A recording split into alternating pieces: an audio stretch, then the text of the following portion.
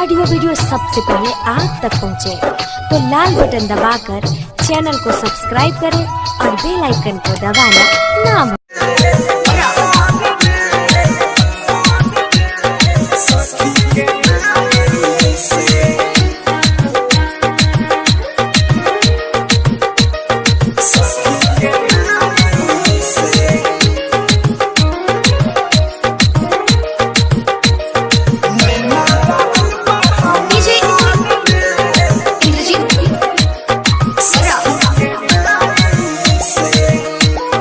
नैना लागल बा हमार रे सखी के भाई से, नैना लागल बा हमार रे सखी के भाई से।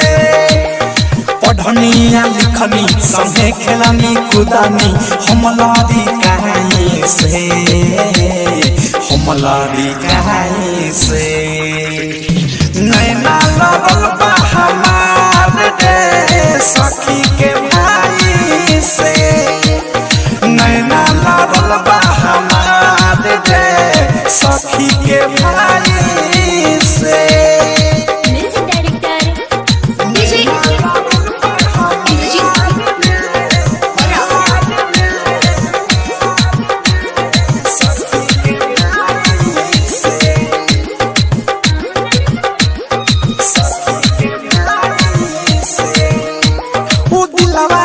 धड़कन उठे के मुस्कान बहुतो ना चलल कब बन गईले जान।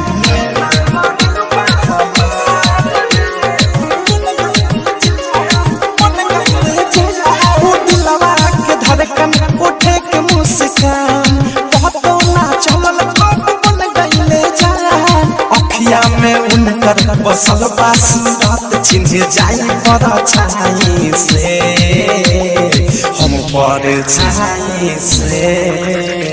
नैना लागल बा हमार रे सखी के भाई से, नैना लागल बा हमार रे सखी के भाई से।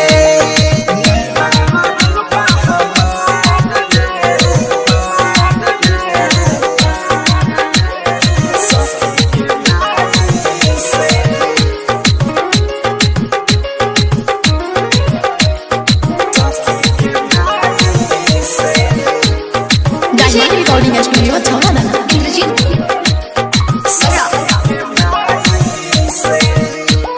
नील के जमुन कले मान ना जियादावा सखी सखी कह तो उनका चल जाई घरवा।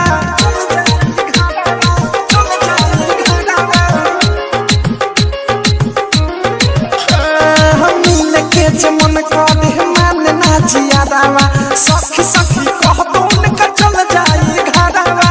बीकी विशाल पाके रही खुशहाल कहीं औध सच्चाई से, प्रेमी सच्चाई से।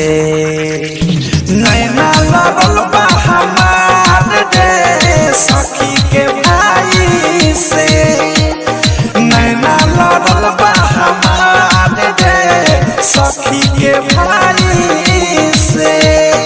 नैना लागल बा हमार रे सखी के भाई से, नैना लागल बा हमार रे सखी के भाई से। पढ़निया लिखनी संगे खेलनी कूदनी हमलारी कहीं से, हमलारी कहीं से। नैना लागल बा हमार रे सखी के भाई से, नैना लागल बा हमार रे सखी के